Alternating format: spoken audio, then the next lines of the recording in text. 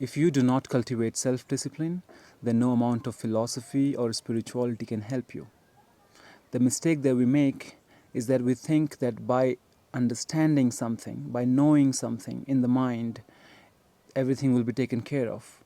But what about the habits that your body is used to now, your mind is used to now? Just by gaining a mental understanding, your habit of smoking won't go away, or your habit of waking up late in the morning won't go away, or anything for that matter. So once your understanding is ripened here, you need to embody it. You need to bring it to your body. And one of the most common struggles in today's time is lack of focus. I'm sure half of the people have already left this video because they've already decided there's nothing for them here. And we're all guilty to that. We'll all do it because we have so many choices, so many options all around. We're quickly jumping from one place to another. But how we gain depth in life is to go in one thing deeply rather than scattering ourselves into so many things at the same time. Imagine if you have to find water on earth and you keep digging very small holes thinking, no, it's not working here, I'm going to go and dig hole somewhere else. It doesn't work like that. You have to dig deeper, just one hole, and eventually you may find water there. And so it's very important to build focus muscle. Wake up in the morning, take some deep breaths, don't look at your phone. Don't use your mobile phone for alarm. Buy an alarm clock. Use the alarm clock. There is no excuse that you had to use the alarm and then you had to check your phone. Because when you check your phone in the morning, immediately your mind is scattered all over. So if you want to embody your understanding of life through your newfound spirituality or philosophy, then your actions need to change. Otherwise, you'll keep wondering that I've understood so much, but nothing changing in my life. Well, nothing is changing in your life because you're not changing it. You need to do it. Nobody else will do it. So you wake up in the morning, you check your alarm, you close the alarm if you need it, and then take some deep breaths, 15 to 20 deep breaths. It will set your rhythm. It will set your mind into focus. And then read something that you like for 15-20 minutes. Do any focused activity, because then you kind of set a rhythm for your mind for the rest of the day to act in focus. Do some form of exercise. Give yourself at least first 30 minutes to 1 hour in the morning. That's just you settling with yourself, beginning your day. And the same way you end your day. When you end your day, you need to have a sleeping routine or a winding down routine where, especially if you're a very busy person, if you're very busy and you go super stimulated in your bed, you struggle to fall asleep, somehow you fall asleep, next morning the struggle begins again, you wake up, rush to work, nothing's going to change. You just think a lot, you become very smart in thinking. But can you use your thinking to improve the quality of your life? Can you use your mind to make yourself happy? If not, then you need to cultivate self-discipline. You need to create some systems for you that will slowly, gradually change your habits into something that is much more calm, relaxing, uplifting, and rejuvenating. And that's why I said building focus is very important for that matter. So let's come to the evening. You come home, whatever you need to do, you give yourself 1 hour again at night where you take your time. You maybe journal or draw or whatever you do to express yourself and let it out what happened in the day. Make sense of what happened in the whole day. You don't go to your bed with any kind of heaviness. You try to sort it out somehow. You have to make sense of the day so that next day can become fresh. Another thing to do is to bring your mind into a flow state. In a flow state, you are focused on one activity. You don't have the awareness of the person that I am doing this thing. You are fully focused on the activity. So in a day, if you have a lot of focused activities that take at least 20 minutes or 30 minutes to finish, if you do that, you will see such a calmness, such a flow in your day that you would really begin to like yourself. You'll really begin to see that the energy in you is rising and you're not all over. Avoid multitasking as much as you can do. Be fully engaged in the now and here and do what you're doing. Work while you work, play while you play. That's what I learned as a poem in my childhood. So It's as simple as that. You do what you're doing in the moment. Don't think of anything else. Train your mind to come back to the center and focus on what is happening right here, right now.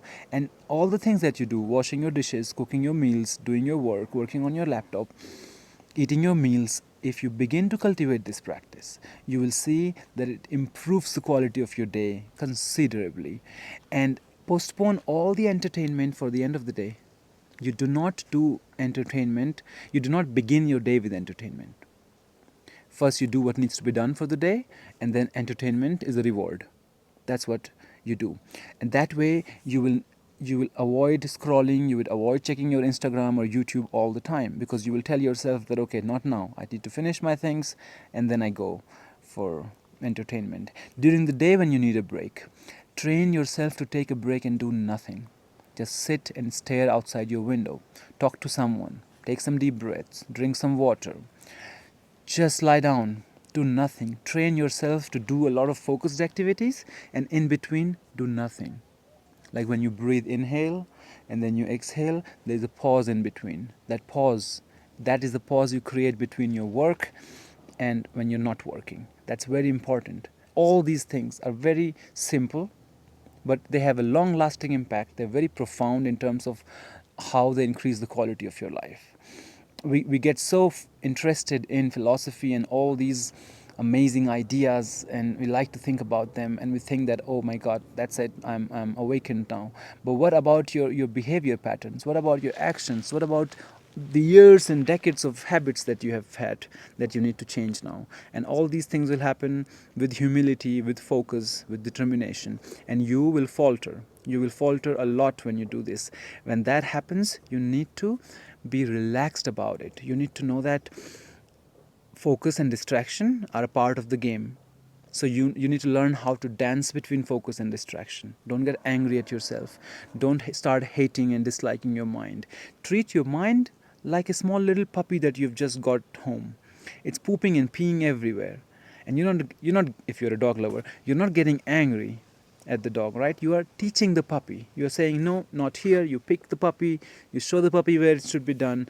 You do it again and again and again. In 1 or 2 months, the puppy learns and never bothers you. Same with your mind. You very gently treat your mind and say, no, we're not going there. Gently come back.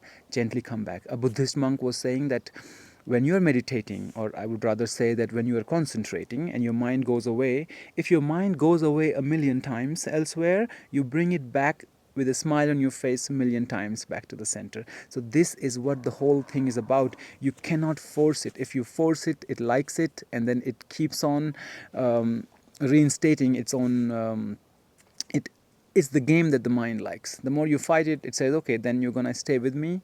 You're gonna stay at the mind level. So yeah, let's keep fighting.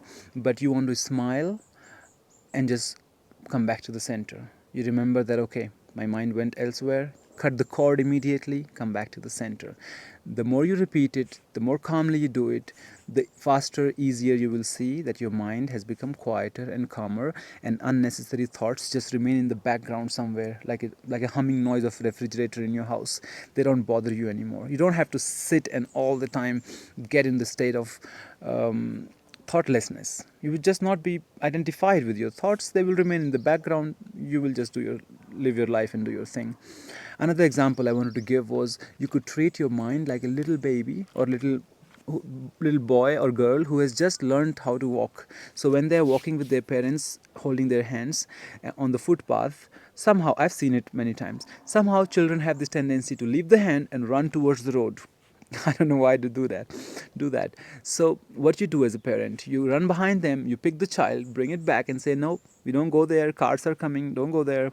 And the kid, after a while, again giggles and chuckles and runs to the car, and you bring the child back. After some time, the child learns that, okay, it's dangerous, I understand, and my parents don't like it, I shouldn't run to the road, and it stops.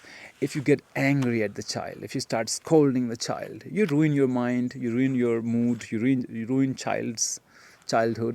So none of that helps. Treat your mind like a baby, treat your mind like a little puppy, and you will see that you want to befriend your mind. You don't want to control the mind, you want to befriend it, understand it.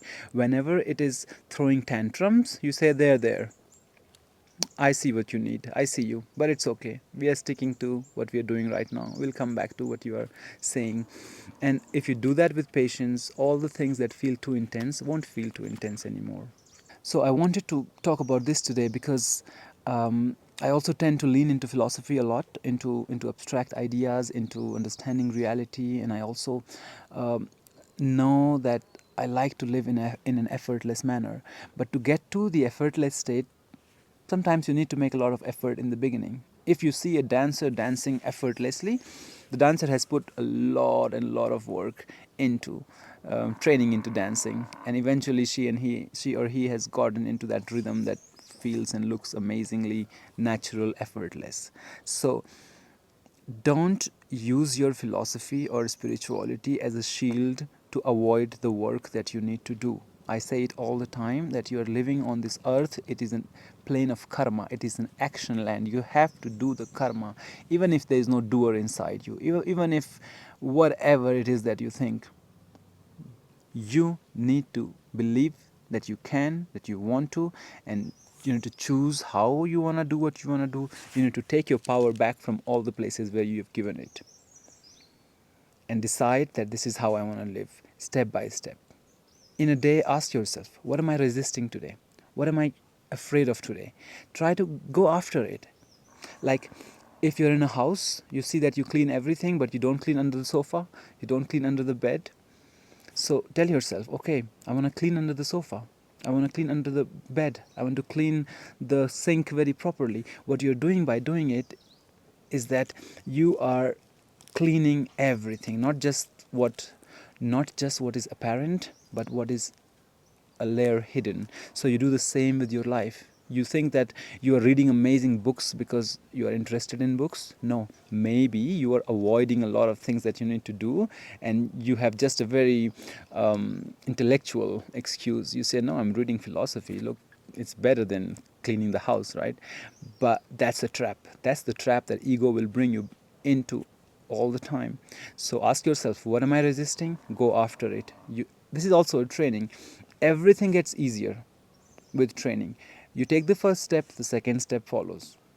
What was that? A journey of 1,000 miles. Start with the first step or single step, something like that. So do the work that needs to be done. You don't have to do everything all at the same time. Pick one thing at a time. Pick one thing at a time. If you want to become this kind of a person for life, then think long term. Don't think like, when, how long will it take? Maybe it will take you 10 years. So what? Step by step. 10 years later, imagine being so profoundly relaxed, centered, enlightened, awakened, just the best version of yourself. Why not give 10 years to it? How long it takes to become a good doctor? 6 7 years of study, another year of specialization, another couple of years of practice. Then maybe it takes you 10 years to become a good doctor. Any profession that you go into takes you 8 to 10 years to really get good at it, really get like mastery at it. So why not go within for 8 to 10 years and become a master of your inner life? Right. I mean, it's as simple as that. Don't be lazy. Do the things that you need to do, and you will see that everything gets better. Everything gets better. Okay, now let me show you where I am today. This is my background. There's a village behind, and this is the land behind you. I mean, I'm not going to show you right now everything, but a big piece of land we have, and we are starting to work at it. When there is something worth showing, I'll show you more. All right then, take good care of yourselves. I'll see you very soon again.